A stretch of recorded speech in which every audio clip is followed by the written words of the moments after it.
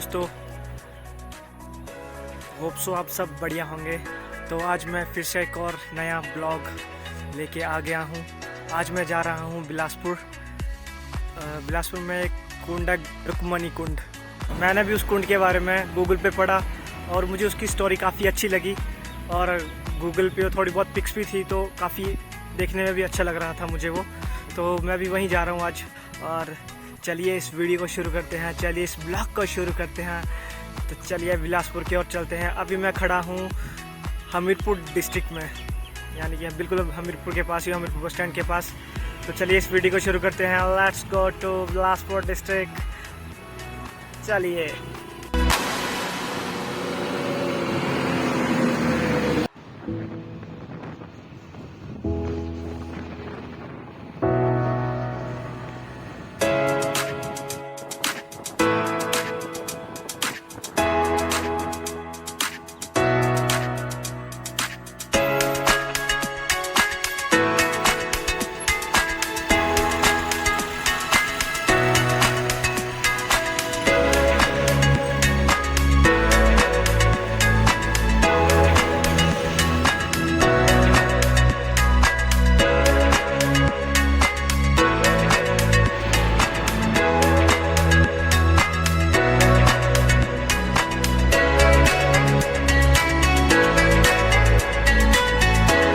मैं आपको एक ऐसी जगह लेके जा रहा हूँ जिसके बारे में बहुत कम लोग जानते हैं।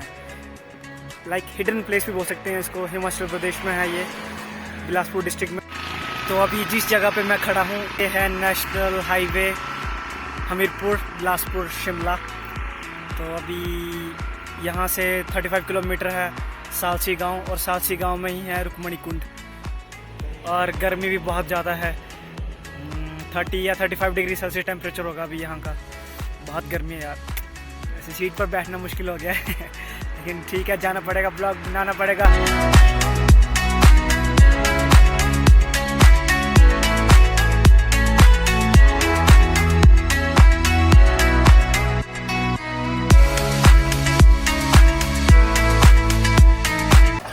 अभी हम रास्ते में रुके हैं, इतनी गर्मी है कि पूछो मत यार।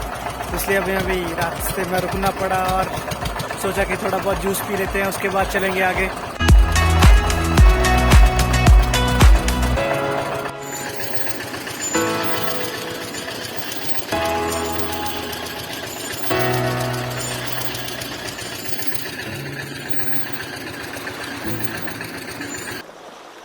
ये है घुमारवीं, जो कि बिलासपुर डिस्ट्रिक्ट में ही आता है। यहाँ से हम जा रहे हैं शिमला बिलासपुर हाईवे पे, और इसी रास्ते में आएगा रुक्मणी कुंड जाने के लिए रास्ता। तो हम इसी रास्ते में जा रहे हैं।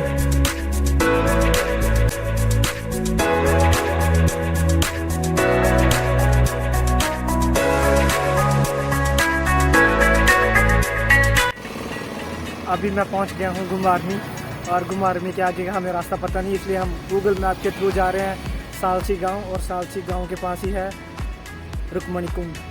तो चलिए चलते हैं। अभी यहाँ से 17 किलोमीटर का रास्ता और बचा है हमें, और काफ़ी गर्मी है आज, बहुत ज़्यादा गर्मी है। 6 किलोमीटर आगे आके एक रास्ता आएगा। ये जो सामने वाला रास्ता गया, ये गया शिमला के लिए, और ये रास्ता गया ओहर को। और आपको ओहर वाले रास्ते में जाना है, और इसी रास्ते में है रुक्मणी कुंड। तो चलिए चलते हैं। यहाँ से 3 किलोमीटर ओहर है।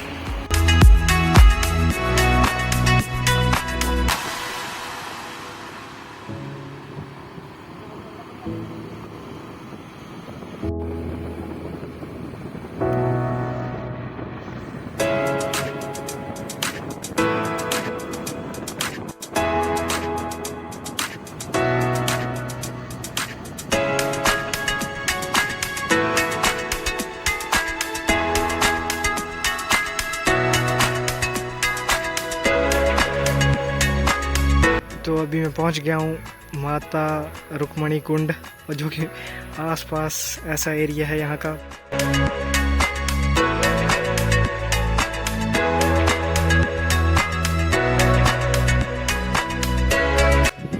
अभी पहुंच गया हूँ रेणुका कुंड, और मेरे पीछे जो नीचे दिखाई दे रहा है, यहाँ से रास्ता है रेणुका कुंड के लिए। बहुत मुश्किल से मिला, जंगलों के बीचों बीच में है ये, और काफ़ी छोटे रास्ते हैं आने के लिए।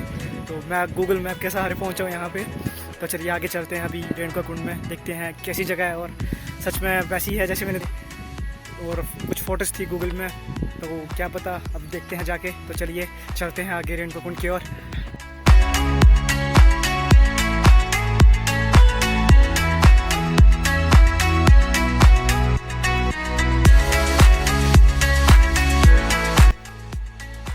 साथ में छोटा सा डैम भी बनाया गया है, पानी खड़ा है काफ़ी यहाँ पे, और यहीं से लोगों को पानी भी दिया जाता है घरों के लिए, पीने के लिए।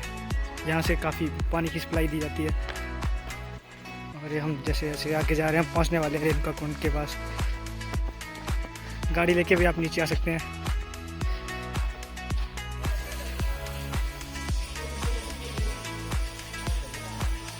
यहाँ पे लोग विश मांगते हैं और धागा बांध देते हैं। जब उनकी विश पूरी हो जाती है तो वो उस धागे को खोल देते हैं वापस।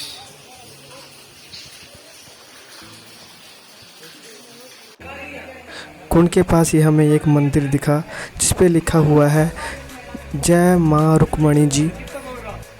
ये मंदिर रुक्मणी माता जी का है। बहुत कम लोग इस मंदिर के बारे में जानते हैं और इस कुंड के बारे में जानते हैं।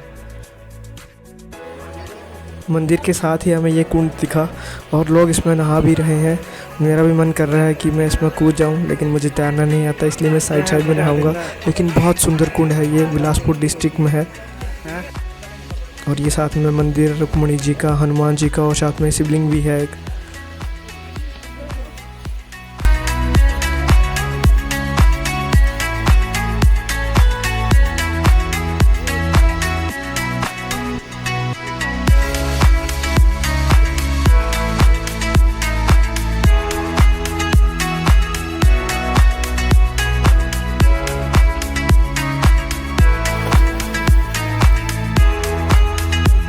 इस कुंड की ख़ास बात ये है कि इसका पानी कभी भी नहीं सूखता है और हमेशा पानी इसका साफ़ रहता है।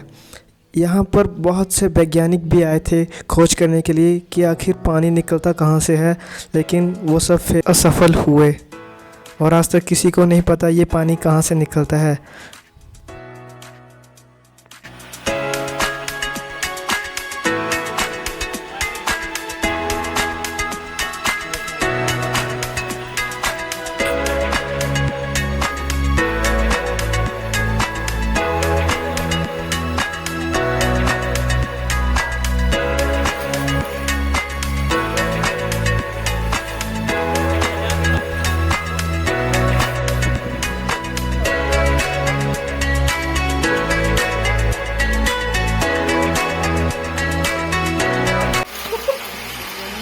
मोटे हिम्मत लूटते हुए रुक्मणी कुंड में।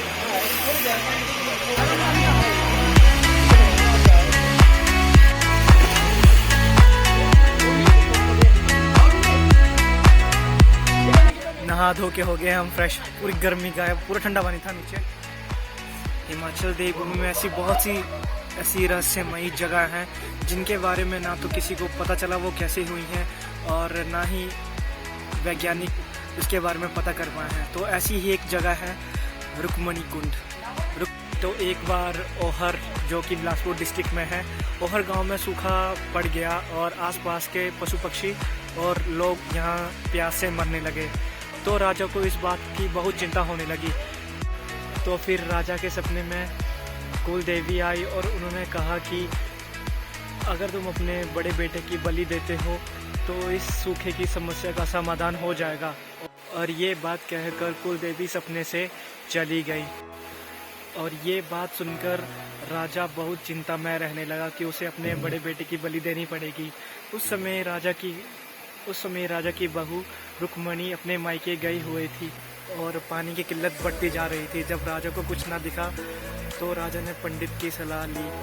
तो पंडित ने कहा कि आप बिल्ली की बलि दे दीजिए, पर राजा नहीं माना, क्योंकि राजा ने कहा अगर बिल्ली की बलि दी तो उसे 7 जन्मों का पाप भुगतना पड़ेगा। तो फिर पंडित ने उसे अपनी बहू की बलि देने को कहा।